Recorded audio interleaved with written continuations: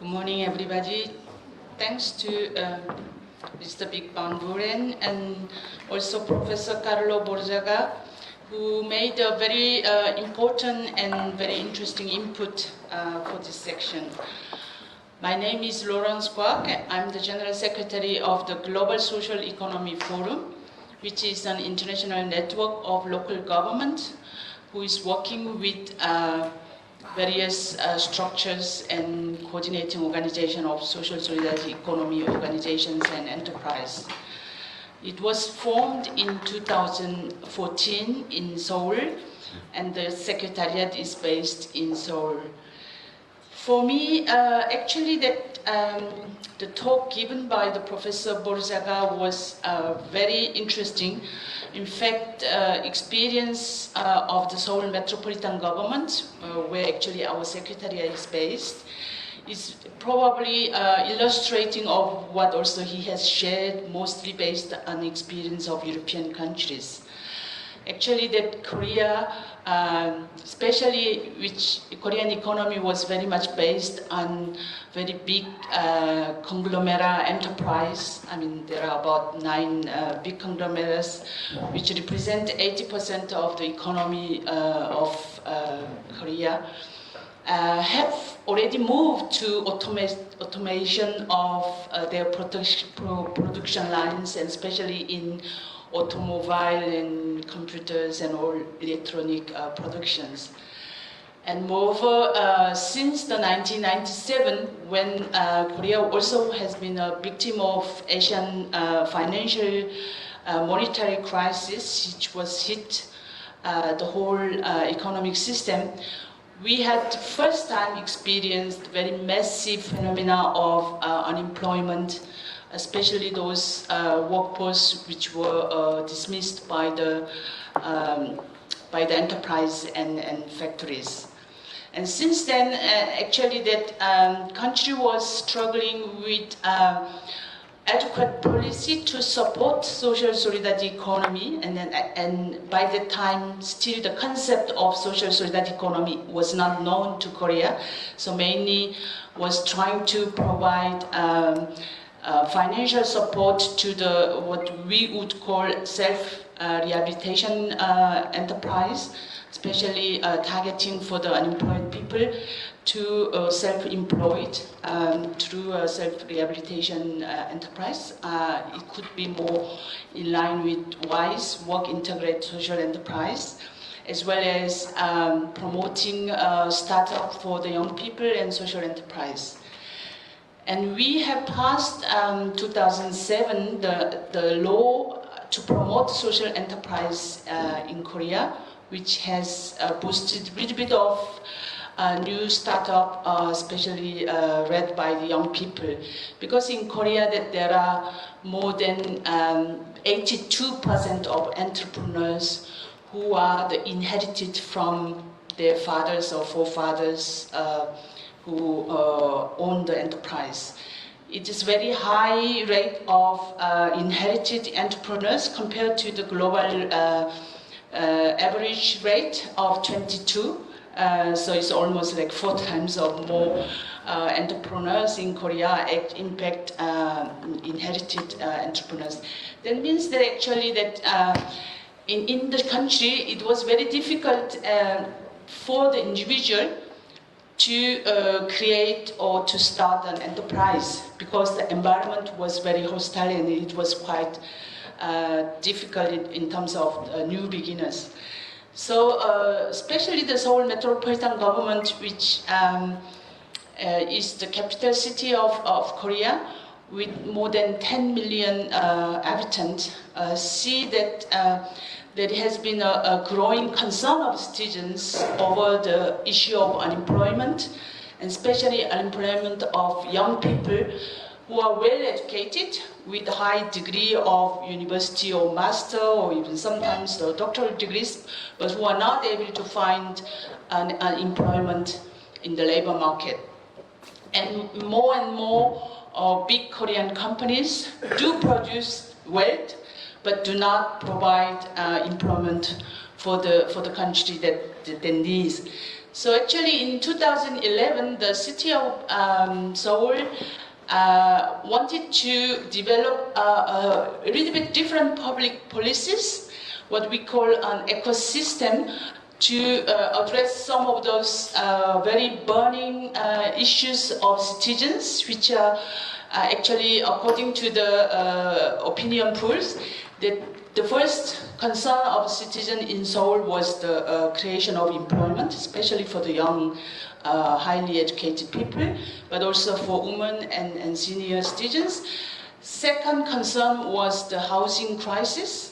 In a big city where actually the housing is very expensive and it's very difficult for those unemployed young people or less income citizens to access to the adequate housings. And third concern was the quality service of social services, both in health, education, and care of their children as well as their senior citizens. So actually the Seoul Metropolitan Government organized almost during 1.5 years, 89 times of meetings with citizens, and especially with the practitioners who are engaged in the social solidarity economy, to listen to their experience and obstacles to find what kind of public policies that we need to develop in order to support those growing social solidarity economy. So while local government, in the absence of the national legal framework, has started this initiative, and they have felt that it would be good actually to have a network or to have a space where this kind of experience or this kind of effort done by local government or municipal government could be shared jointly with the presence of social solidarity economy organizations and enterprise. That's how actually in 2013, Seoul has organized the first conference, what is called the Global Social Economy Forum in Seoul, and this network was launched.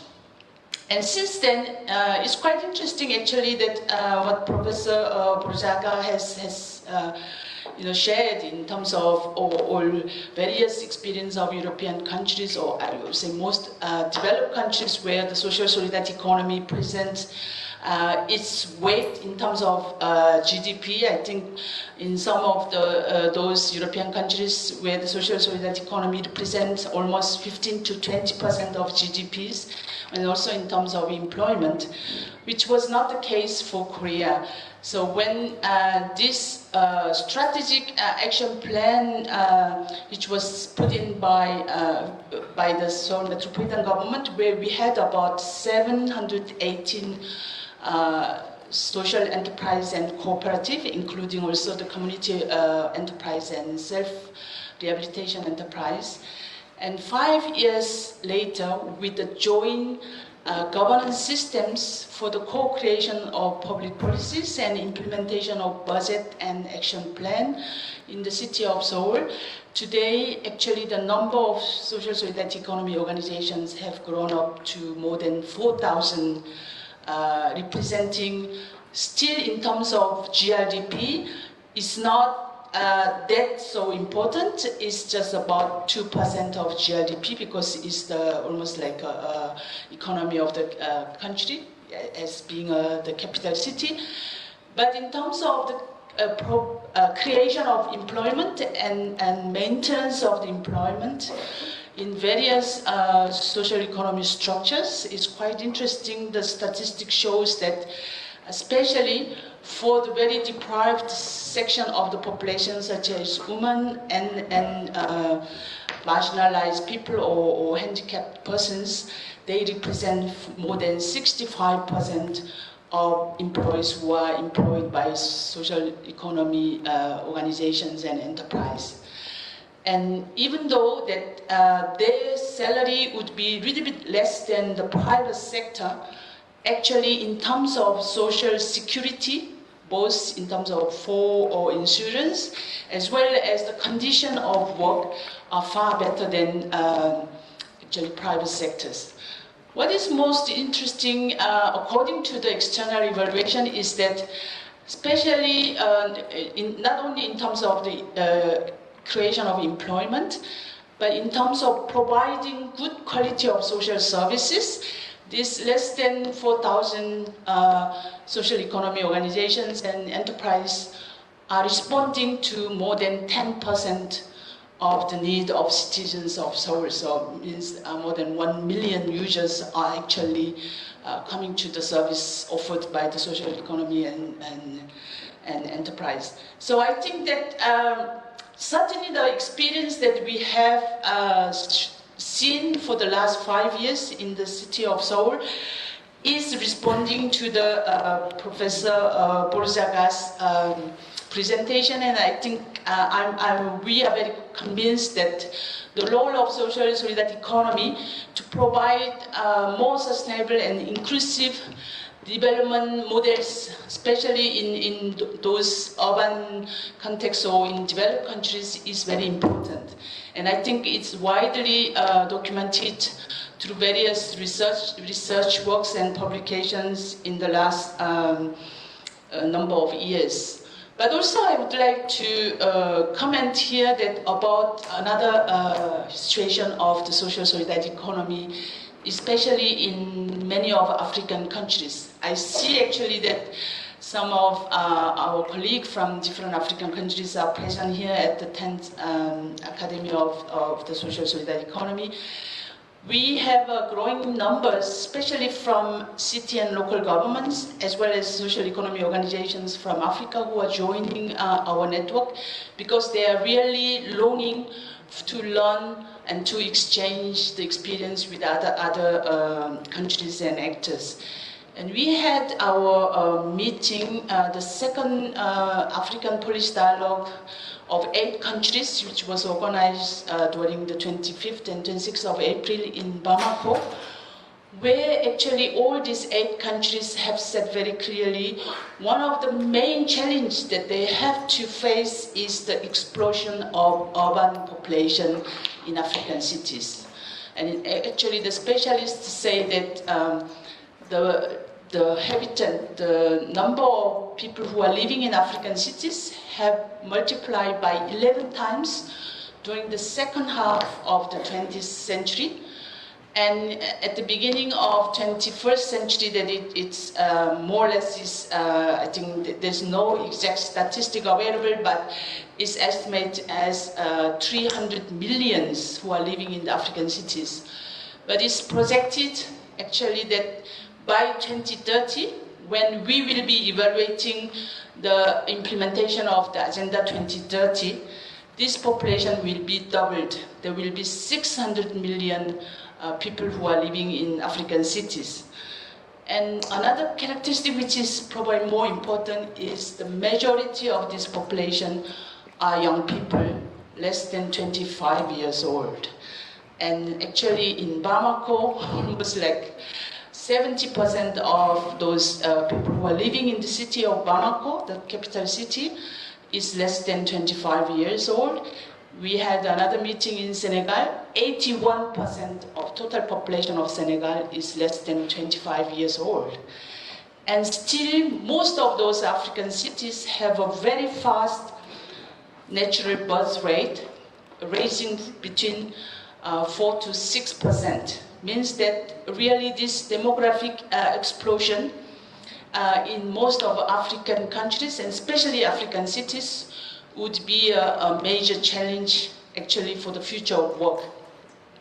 And especially I think those young people who are born in those African cities, they still have never had a formal form of work experience with a contract and with the protection of international standard of work. And many of those existing social and solidarity economic organizations and enterprise probably accept traditional form of cooperative who are operating in rural areas are operating in informal sectors. And they are ranging between 80 to 90% of social solidarity economy organizations and enterprise are operating in informal sectors. That means that we do not have real face of social solidarity economy in Africa, which makes very difficult for the national and local governments actually to prepare a policy initiative which are very adapted to the need of those actors. So I would say that one of the very important message that Global Social Economy Forum is conveying to the all the stakeholders involved in promoting and developing social solidarity economy is that it's very important to bring both policymakers and practitioners of social solidarity economy organization enterprise together to make a co-creation of public policies which are really responding to the current need and urgent challenges faced by those actors and practitioners, and to establish a more prominent and adequate ecosystem to promote social solidarity economy in those countries. And I think that since this economy is celebrating the 10th academy, it would be probably interesting from now on that not only International Academy of those policymakers and actors to meet together, but it would be probably interesting to have more regional-based, more similar experience can be shared and learn from each other, and especially for the continent like Africa. So I would like to plead to the ILO that your effort, which had been so important to promote and develop the public policy of social solidarity economy for the last 10 years, are very, very important. Please include not only the national government and policymakers, but the role of local government and municipal government. I think is very important, especially many of those countries are going through the decentralization, where many of those competencies which were carried out previously by the national governments are transferred to the local government, and the local governments are not prepared yet on how to better promote and develop the social solidarity economy organizations and enterprise. And I think certainly we have a lot of common work agenda together for the coming years. And I hope that we could collaborate more or actively to provide, to create a synergy between ILO and also the GSEF. Thank you very much.